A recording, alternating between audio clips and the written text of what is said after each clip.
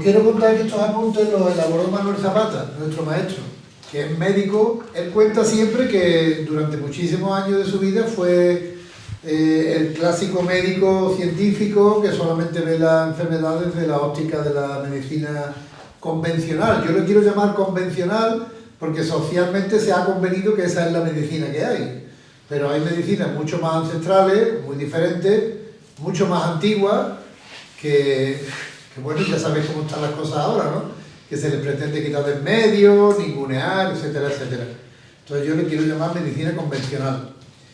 Entonces, él fue médico durante muchísimos años, actuó como médico, tiene 2 especialidades médicas, pero él cuenta que un día empezó a mirar otras cosas y a darse cuenta que había cosas que la medicina no contemplaba y que empezó a mirar, y él se considera, dice, un médico del alma, que ahora mira el alma como está, ¿no? Y se formó en astromedicina, bueno, en un montón de cosas nuevas. Y él fue quien elaboró este tema, que se lo pedí yo porque en el grupo de Sevilla lo llevamos a él a que diese el módulo de la enfermedad, pero aquí no era viable que viniera, entonces nos hemos permitido hacerlo nosotros, pero basándonos en el tema que elaboró él en su día, que incluso al final él introduce un tema de la casuística suya, él dice que, para que se vea cómo él manejó ese asunto, pero que seguramente cuando veamos el tema, cuando veamos la teoría, vaya a identificar que en algunas constelaciones que se ha trabajado sobre alguna enfermedad, simplemente lo que hemos puesto en juego es lo que ya vamos a ver luego aquí, ¿vale? Bueno, lo que viene a contarnos en estos apuntes Manuel Zapata es precisamente esto de lo que estamos hablando, ¿no? Porque claro, él tiene su recorrido como médico también. Y él dice que, al menos en el mundo occidental, hablar de enfermedad o ir a hablar de enfermedad siempre está relacionado con un sufrimiento inmenso, con algo negativo, con algo que hay que no mirar, quitar del medio, tratar de huir. Eso es un poco el sentido que se le ha dado a lo que es la enfermedad en Occidente, ¿no? Y también que el tratamiento de la medicina convencional a las personas que tenían alguna enfermedad ha ido evolucionando a lo largo del tiempo. Yo recuerdo cuando era pequeño, yo nací en el 59, él habla de los años 50 y me consta que en los años 50 era así como él cuenta. Tú tenías tu médico de cabecera que conocía tu historia, conocía tu familia y te hablaba contigo. Bueno, ¿qué te pasa? ¿Cómo te ha ido esto? Conocía el entorno en el que tú te movías, te tomaba el pulso, te hacía una serie de pruebas, el fonendo, en fin, todas esas historias, y de alguna manera ese era el comienzo del tratamiento, que se basaba más que en otras cosas en las percepciones que él tenía y en algunas pruebas también, y eso funcionaba de esa manera.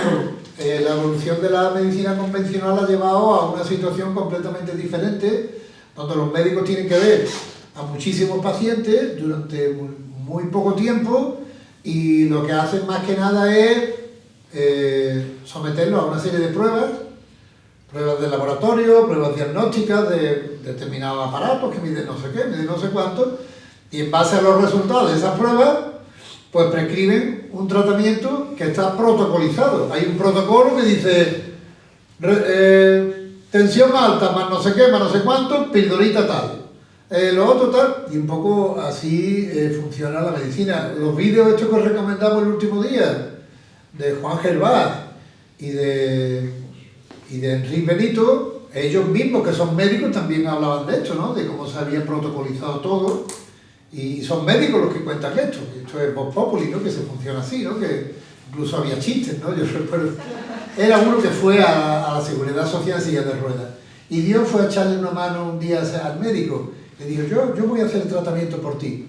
Y llegó el hombre, ¿qué es lo que le pasa a usted? Mire usted, yo estoy en silla de ruedas, llevo 30 años, y Dios le dijo, levántate y anda. Se levantó el tío, salió andando, y cuando salió de la consulta, dice, ¿qué ha pasado? Dice, ni me ha mirado.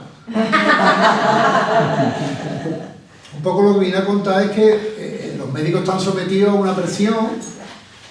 Yo tengo un amigo que se acaba de jubilar y él dice que ha habido días que ha llegado a ver a 130 pacientes.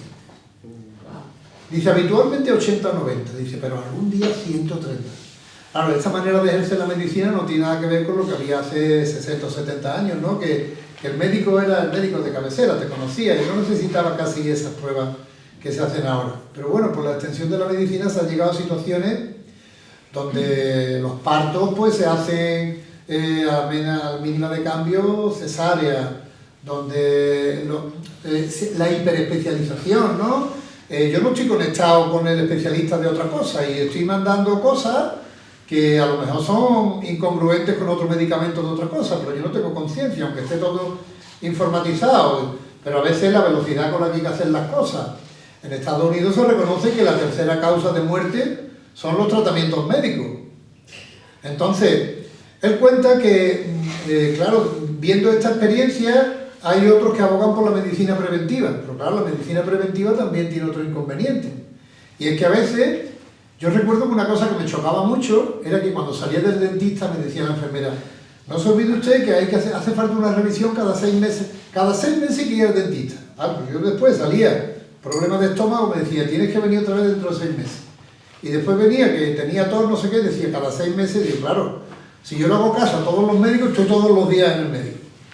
Claro, se pretende hacer una cosa preventiva, es decir, que vamos a vigilar, a ver si no evoluciona esto, a ver cómo evoluciona, para que no llegues a enfermar.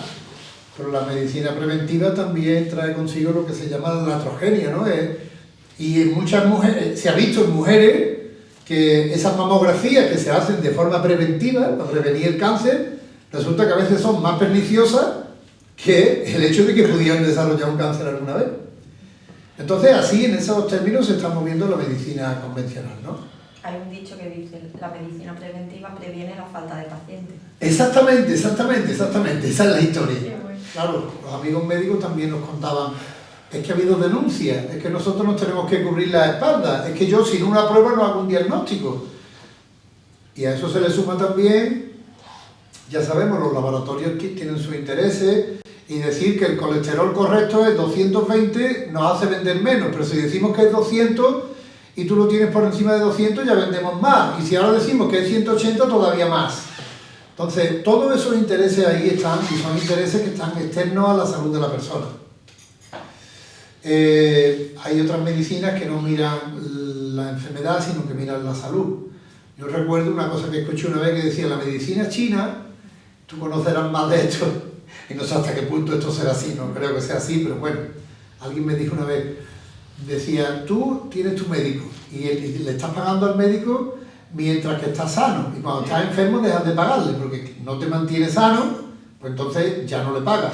Pero mientras que estés sano tienes que pagarle, porque él te está manteniendo sano. Entonces, Manuel Zapato lo que viene a contar que en los apuntes dice: un poco la sanación está en un cuerpo sano y una mente sana. Y un poco también que nosotros somos los responsables de nuestra salud.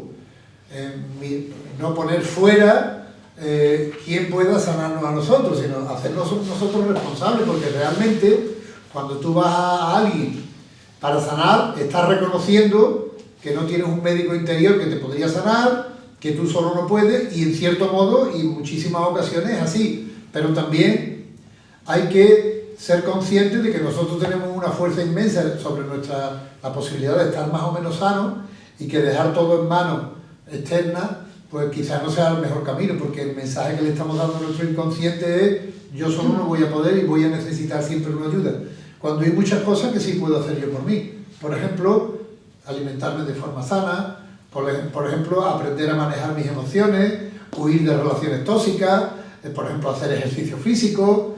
En fin, hay una serie de cosas que dependen de nosotros y que podrían mantenernos sanos. Pero todo esto que estoy contando es un poco una visión que no tiene que ver con la mirada sistémica sobre la enfermedad. Esto es lo que es Vox Populi, que vamos conociendo cada vez más, que estamos mirando cada vez más, y que cada vez más personas están mirando ese sanar el alma, y sanando el alma tal vez sane el cuerpo. Y por eso están apareciendo otras terapias nuevas, algunas son muy antiguas y otras están apareciendo ahora, y cada vez hay más personas que están echando mano de estas terapias. Y tal vez por eso hay esa corriente, viendo que los enfermos se escapan, que tratan de quitar un poco del medio esto, y andamos eso de la pseudociencia y todas estas películas, ¿no? Quizás eso sea la situación actual. Pero hay una mirada diferente, que es la que venimos a tomar aquí ahora, ¿no?